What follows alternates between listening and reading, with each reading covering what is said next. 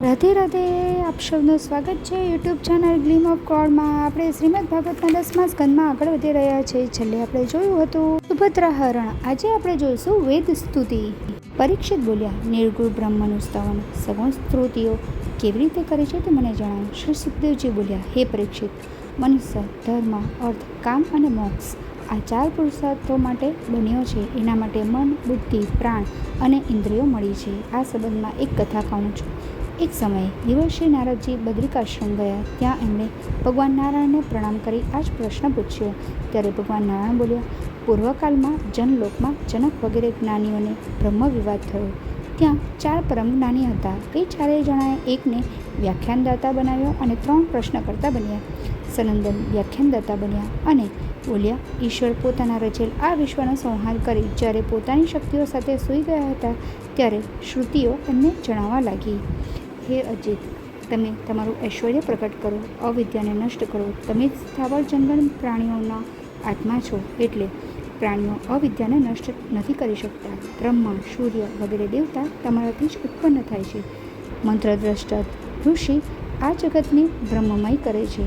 સંપૂર્ણ જગત પ્રલય કાળે નષ્ટ થઈ જાય છે ત્યારે માત્ર તમે જ શેષ રહો છો. પ્રાણીઓના જીવનની સાર્થકતા એમાં જ છે કે એ ભક્તિપૂર્વક હંમેશા તમારી પૂજા કરતા રહે.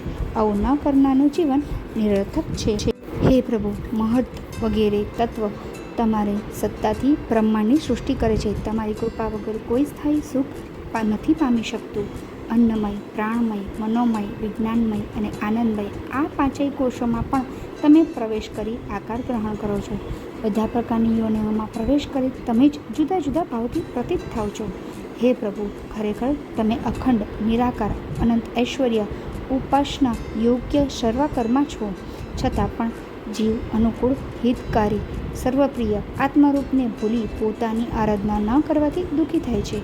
એ શરીર, પોષણ, ઘર, સ્ત્રી, પુત્ર વગેરેમાં આસક્ત બની કૂતરો, સુવર વગેરે અધમ યોનિઓ મેળવી જન્મ મરણના ચક્રમાં ફસાયેલો રહે છે.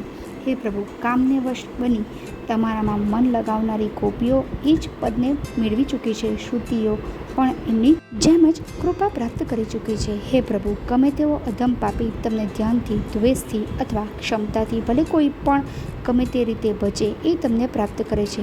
અને તમારું ભજન સ્મરણ ન કરનારો ભલે ગમે તેટલો વિદ્વાન હોય તેનું જીવન સફળ નથી. તે આંધળાની માફક સંસારમાં ભટકતો રહે છે. પ્રકૃતિ અને પુરુષ અજન્મા હોવા છતાં પણ એમના સંયોગથી જીવની ઉત્પત્તિ થાય છે. તમારી માયાથી જીવ હંમેશા જન્મ મરણના ચક્રમાં ભટકતો રહે છે. એ જાણી જ્ઞાની તમારી ભક્તિમાં ડૂબી આ ચક્રનો ભય નથી રાખતો. તમારા શરણે આવેલા ભક્ત ઉપર શીત, ઉષ્ણ, વર્ષારૂપ કાળચક્રનો પ્રભાવ નથી પડતો.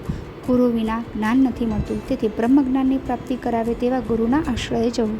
ગુરુના ચરણોને છોડી અન્યત્ર ભટકનારા હંમેશા દુઃખી બને છે. ગુરુનું શરણ ભવસાગર તારનારું હોય છે. સહાય કર્મોની શ્રદ્ધાવાળા મન બુદ્ધિ વેદવાણીના નિર્મિત સ્વર્ગાદી ફળને નિત્ય માની ચક્કરમાં પડી જાય છે. જે પાખંડી સંન્યાસીઓ પોતાના હૃદયની વિષય વાસનાઓને દૂર નથી કરી શકતા, એટલે એ તમને ભજતા અને જપ તપ કરતા હોવા છતાં પણ એ તમને પ્રાપ્ત નથી કરી શકતા. આવા લોકો આ લોક તથા પરલોકમાં પણ દુઃખી જ રહે છે. તમારા વાસ્તવિક સ્વરૂપને જાણી રહેનાર પ્રારબ્ધના ફળોથી સુખ દુઃખનો અનુભવ નથી કરતો. એનું શરીરનું અભિમાન છૂટી જાય છે. જે નિત્ય તમારો ધ્યાન સ્મરણમાં રહે છે એમના માટે કોઈ પણ કાર્ય અશક્ય નથી રહેતું. હે પ્રભુ, સ્વર્ગના અધિપતિ દેવરાજ ઇન્દ્ર, બ્રહ્મા વગેરે પણ તમારો મહિમા નથી પામી શકતા. તો પછી અમારે તો શું વિશ્વાસ છે? તમે સ્વયં પણ પોતાનો અંત નથી જાણતા. વાસ્તવિકતા તો એ છે કે તમારો અંત છે જ નહીં. પછી અંત પામવાનો પ્રશ્ન જ ક્યાંથી ઊભો થાય? હે પ્રભુ, અમે શ્રુતિઓ પણ તમારા સાક્ષાત સ્વરૂપનું વર્ણન નથી કરી શકતી અને જે કાંઈ જોઈએ છે એના સિવાયનો નિષેધ કરતી કરતી અમારી સત્તાને પણ અમાન્ય કરી દઈએ છીએ. એટલે નેતિ કહેતી અમે શ્રુતિઓ તમારામાં જ અમારી પોતાની સત્તા જોઈએ છીએ. ભગવાન શ્રી નારાયણ બોલ્યા, હે દેવર્ષિ, કામનાઓને ભસ્મ કરતા આ બ્રહ્મજ્ઞાનને ધારણ કરી લોકોમાં ફરતા રહો. ત્યારબાદ કૃતાર્થ બની ભગવાન નારાયણને પ્રણામ કરી અને હરિગુણ ગાતા ગાતા નારદ ત્યાંથી જતા રહ્યા. આ છે વેદ સ્તુતિ નામની કથા. જીવનની સાચી સફળતા પરમાત્માની ભક્તિમાં જ છે. ભક્તિ વગરનું જીવન નિરર્થક છે. બ્રહ્મ જ્ઞાનની પ્રાપ્તિ ગુરુ વગર અશક્ય છે. ગુરુના શરણે જવાથી ભવસાગર પાર તરી શકાય છે. જ્યારે ગુરુનો ત્યાગ કરનાર હંમેશા દુઃખી રહે છે. માત્ર બહારથી સંન્યાસ લેવો પૂરતો નથી. જો હૃદયમાં વિષય વાસનાઓ હોય તો એવી વ્યક્તિ ન તો આ લોકમાં પરંતુ પરલોકમાં પણ દુઃખી રહે છે.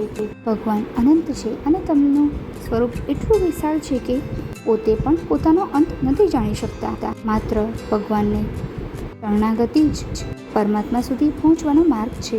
જે લોકો ભગવાનની ભક્તિમાં ડૂબેલા રહે છે તેની જન્મ મરણના ચક્રનો કે કાળચક્રનો ભય રહેતો નથી. આ છે સંપૂર્ણ કથાનો સાર. જો આપને આ વિડીયો પસંદ આવ્યો હોય તો વિડીયોને લાઈક કરજો, શેર કરજો અને મારી ચેનલને સબસ્ક્રાઈબ કરવાનું ભૂલતા નહીં. ત્યાં સુધી આપ સૌને મારા જય શ્રી કૃષ્ણ.